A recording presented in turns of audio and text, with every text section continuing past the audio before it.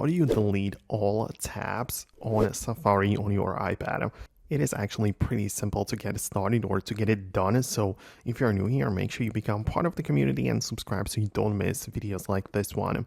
Anyways, your tabs in Safari are managed when you go to the all tabs mode like this, and you can swipe individual tabs away. But if you instead hold down on the button in the top right corner, which is this blue check mark button, the circular one, you have the ability to see more or one more button, which is kind of hidden away, but it appears and it's telling us that we can close all of the open tabs with a click of a button, right? So that is the thing which you probably wanted to achieve.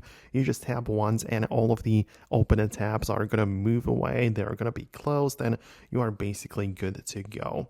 However, you can also manage it inside of the settings. If you specifically go to the apps and decide to look for Safari, you are also going to see the ability to decide how often the tabs get closed automatically, right? So obviously you can set it up in a way that the older tabs are going to be gone after a certain period of time. So it is all part of this, and you can just find it like that, and you have the ability to decide it.